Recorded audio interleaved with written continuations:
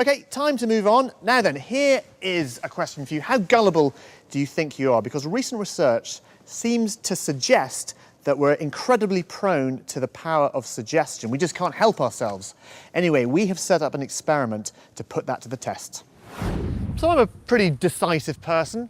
I make my own decisions. I understand the reasons why I make the choices I do. Or do I? I mean, does anyone? I want to see if we can change the way people act without them realising they're being manipulated. We've asked members of the public to take part in a series of tests which are being run for us by psychologist Peter Naish. So, nothing nasty to do, so hopefully you'll be happy to stay right the way through. The participants are given a one-handed counting task. Ready, steady, go.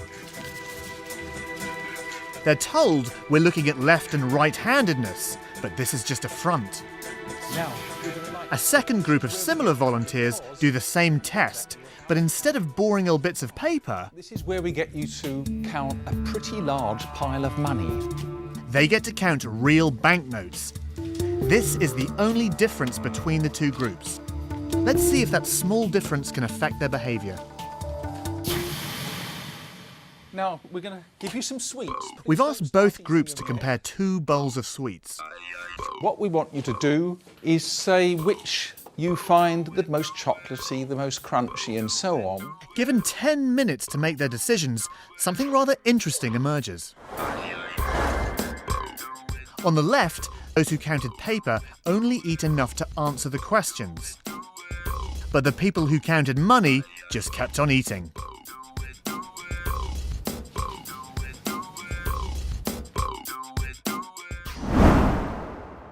Amazingly, the group that handled the money ate 50% more of the sweets. It seems money can make you hungry. This effect is called priming, influencing a specific behaviour without the person being aware of it. But how can money have an effect on hunger? Well, money seems to trigger an innate desire, and in many ways having money is the same as having resources. And back in the dim, distant past, resources meant food. Money and food are linked by the same basic urge to survive.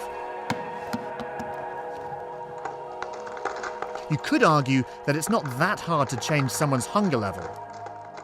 But my psychologist friend Peter tells me we can also change how people treat each other, again without them realising they're being manipulated. I have to see this. First, we reinforce the priming. Both groups get an identical word task, except that for one group, the words are related to money and wealth. Then we secretly film them and watch their behaviour. As my friend struggles with a pile of papers, some of our volunteers stop to help her. But not everyone feels the need to help.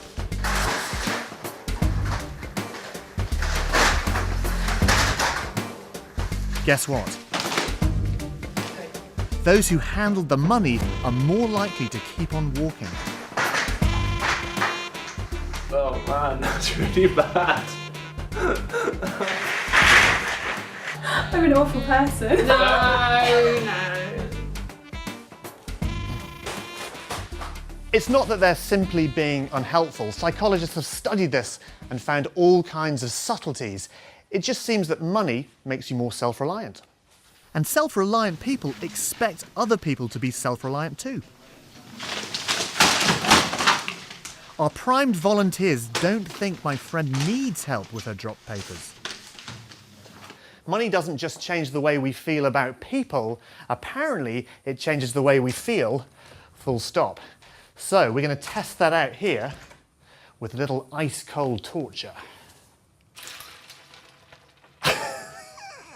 That's really painful.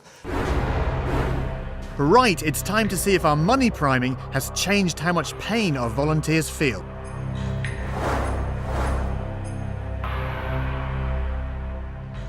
Yeah, it's a bit nippy, isn't it?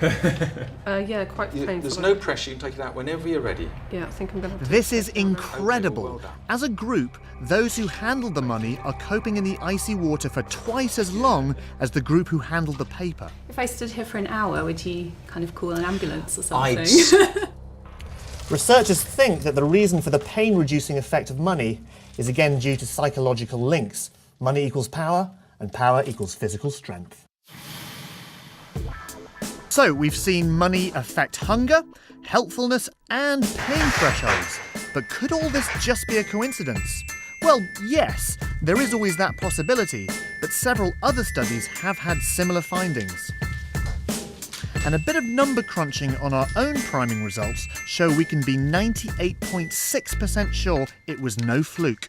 They were pressing the right button in your brain, you didn't even know. That's scary. So the moral of the story is be careful who's messing with your mind, because you might not always be doing things for the reasons that you think you are. Incredible. That is so